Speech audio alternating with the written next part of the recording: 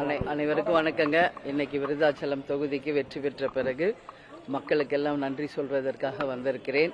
அந்த வகையிலே வெற்றியை கொடுத்த விருதகிரீஸ்வரருக்கும் விருதாம்பிகை பாலாம்பிகைக்கு முதல் என் நன்றி. என்னுடைய தொகுதி மக்களாகிய அனைத்து மக்களுக்கும் விருதாச்சலத்தில் என் நன்றிகளை இந்த நேரத்தில் தெரிவிச்சுக்கிறேன். 3 நாட்கள் இங்கேயே இருந்து எல்லா ஒன்றியம் எல்லா இடங்களுக்கும் நேரடியாக சென்று மக்களை சந்தித்து நன்றி தெரிவிக்க இருக்கிறோம். மீண்டும் ஒரு 3 நாட்கள் அந்த நம்மளுடைய சட்டமன்ற அலுவலகம் திறக்கும் பொழுது, சட்டமன்ற அலுவலகத்தை திறந்த பிறகு மீண்டும் ஒரு 3 நாள் நம்மளுடைய விருதாச்சலம் நகரம், அதே மாதிரி மற்ற இடங்கள் எதெல்லாம் விட்டு போயிருக்கோ அது அத்தனையும் அந்த 3 நாட்களில் நான் மக்களை சந்திக்க இருக்கிறேன். நான் கொடுத்த வாக்குறுதிகளை நிச்சயமாக சட்டசபையிலே பேசி இப்போ ஆட்சியில் இருப்பவர்களை, முதல்வர் அவர்களையும் அது துறை சார்ந்த அமைச்சர்களையும் சந்தித்து நமது தொகுதிக்கும் மக்களுக்கும் வேண்டிய அனைத்தையும் உறுதியாக பெறுவேன் என்பதை இந்த நேரத்திலே நான் தெரிவித்துக் கொள்கிறேன். வேற எதுவும் கேட்கணும் கேளுங்க.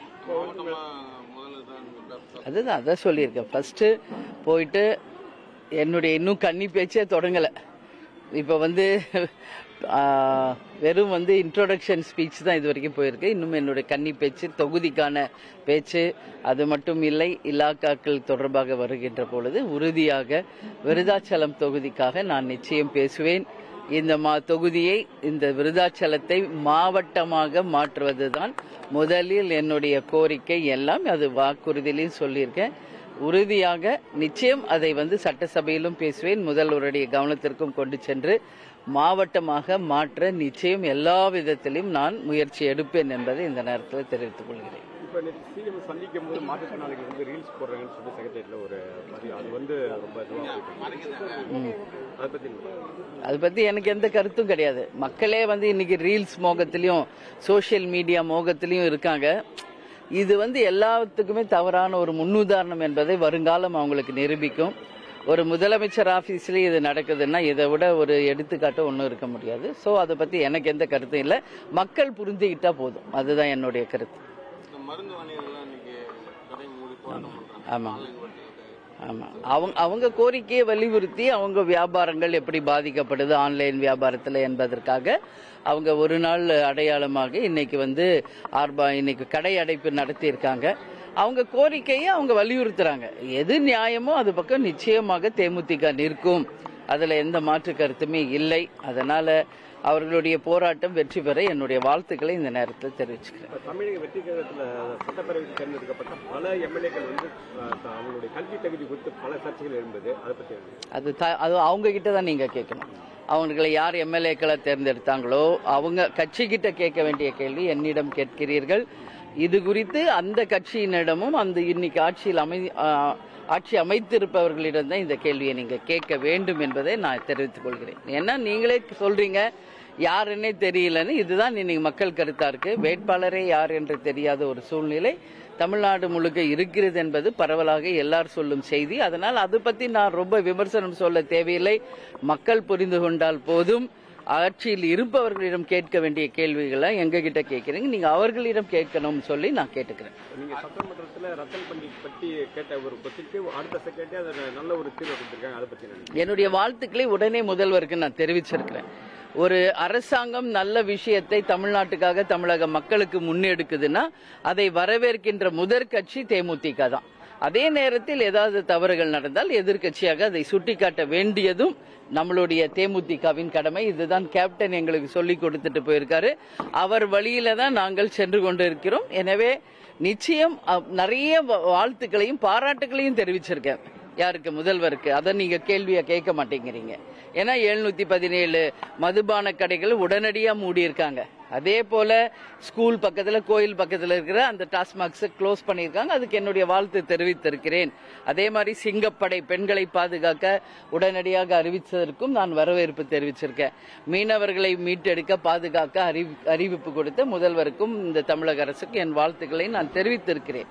அது போல இந்த மக்களுக்கு, நாட்டுக்கு முன்னெடுக்கிற விஷயத்தை தேமுதிக என்னைக்கும் ஆதரிக்கும். அதே நேரத்தில் இந்த அரசாங்கம் தமிழக மக்களுக்கு ஒரு தவறான பாதையை வழிவகுத்தாலோ காட்டினாலோ இளைஞர்கள் தான் இதை நம்பி ஓட்டு போட்டிருக்காங்க. அப்ப இளைஞர்களுக்கு நீங்க என்ன முன்னுதாரணமா சொல்றீங்க? அதுதான் நான் அன்னைக்கு கேட்ட கேள்வி. அதனால் குதிரை பேரம் இல்லை என்று சொல்லி முகத்தை மூடி சென்றது யார்? அதே போல இன்னைக்கு குதிரை பேரம் இல்லை என்பதை வெளிப்படையாக முதல்வர் அறிவிக்க வேண்டும். இன்னைக்கு அதிமுக ஒரு குரூப்பை அவரே நேரடியாக சந்திக்கிறார். அது எந்த வகையில் நியாயம் என்பது இன்னைக்கு எல்லாருமே கேட்டுக்கிட்டு இருக்காங்க. அதனால இன்னைக்கு நமது மதசார்பற்ற வெற்றி கூட்டணியில இடம்பெற்றவர்கள் எப்படி எந்த நிபந்தனை இல்லாமல் ஆதரவு தெரிவித்தார்களோ அதுபோல அதிமுக இருந்து பிரிந்து வந்தவர்கள் நிச்சயமாக நிபந்தனை இல்லாத ஆதரவு என்று தெரிவித்தால் அது வரவேற்கத்தக்கது. இல்லை என்றால் உறுதியாக அது குதிரை பேரத்திற்கு தான் அது வழிவகுக்கும். தமிழகம் இதுவரை காணாத அந்த குதிரை பேரம் நிச்சயம் நடக்கக்கூடாது என்பதை தான் அன்னைக்கு முதல்வரிடம் நான் சொன்னேன். அதனால பரிசீலிக்கிறேன் என்று சொல்லியிருக்காங்க. எனவே உடனடியாக அந்த பண்டிட் அவர்களை இடைநீக்கம் செய்ததை தேமுதிக தமிழக மக்கள் அத்தனை பேருமே வரவேற்கிறோம். அதனால இளைஞர்களுக்கும் தமிழ்நாட்டுக்கும் நல்ல உதாரணமாக நல்ல ஒரு எடுத்துக்காட்டாக இந்த அரசு அமைய வேண்டும் என்பதுதான் நம்மளுடைய கோரிக்கை. கவுண்டமணி எம்எல்ஏ கனிமொழி அவங்க சோபால உட்காந்து மற்ற அதிகாரிகளை பண்ணி அது அவங்க கிட்ட நீங்க கேட்கணும். அதை பத்தி எல்லாம் என்கிட்ட கேட்ட நான் என்ன பதில் சொன்னேன்? இது அவங்க கிட்ட நீங்க கேட்க வேண்டிய கேள்வி.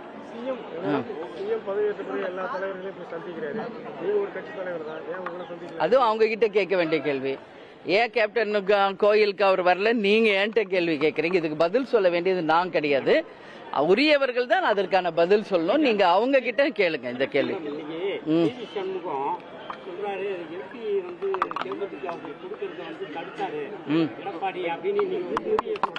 ஆமா, அதான் அன்னைக்கே அண்ணா நான் திருவண்ணாமலையிலேயே பேப்பரை எடுத்து காமிச்சல, அப்புறம் உண்மையான்னு ஏன்ட்டியே திருப்பி கேட்குறீங்க? விருதாச்சலத்தில் இருந்துகிட்டு அவருக்கு எப்படி 5 எம்பியும் ஒரு ராஜ்யசபாவும் கையெழுத்து போட்டு கொடுத்தது உண்மை.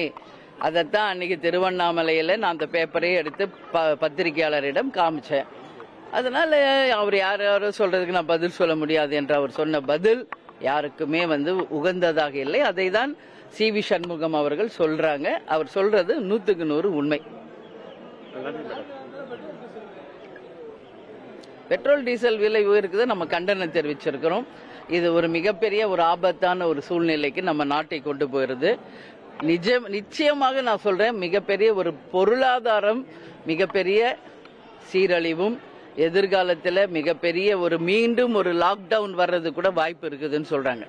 ஏன்னா பெட்ரோல் டீசல் விலை உயர்வு ஒரு பக்கம், தட்டுப்பாடு ஒரு பக்கம், சிலிண்டர் விலை உயர்வு ஒரு பக்கம், தட்டுப்பாடு ஒரு பக்கம், எல்லா அத்தியாவசிய பொருள்களின் விலைவாசியும் உயர்ந்து விட்டது.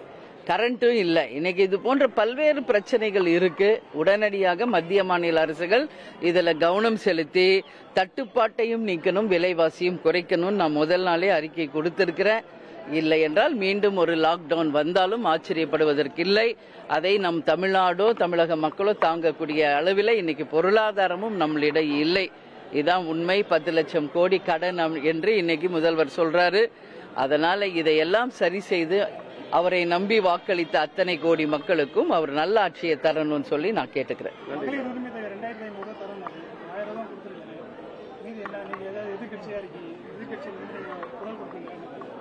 அவர் சொல்லியிருக்காரு, நம்ம டைம் கொடுக்கணும்னு சொல்லியிருக்கோம். பார்ப்போம். இப்போ 1000 ரூபாய் கொடுத்திருக்காரு, 2500 கொடுக்க எனக்கு கொஞ்சம் டைம் வேணும்னு கேட்டிருக்காரு. கொடுப்போம் டைம். அதுலயாவது அவர் கொடுக்கிறாரா என்பதை பார்ப்போம். இது வாக்களித்த மக்கள் யோசிக்கணும். அவங்களுக்கு வாக்களித்து ஜெயிக்க வச்ச மக்கள் தான் இதை யோசிக்கணுமே ஒழிய நீங்க எல்லா கேள்வியும் என்கிட்டயே கேட்டீங்கன்னா இதற்கு பதில் என்கிட்ட இல்லை. நீங்க தாவேக்காவிடமும் வாக்களித்த மக்களிடம் தான் இதை பத்தி நீங்க கேள்வி கேட்கணும். ஒரு டைம் வேணும்னு கேட்டிருப்பாங்க, கொடுத்திருக்கிறோம். பார்ப்போம் அந்த டைம்குள்ள அவர் சரியா எல்லாவற்றையும் கொடுத்த வாக்குறுதிகளை நிறைவேற்றுகிறாரா என்பதை பொறுத்திருந்து பார்ப்போம். நன்றி, நன்றி, நன்றி, வணக்கம்.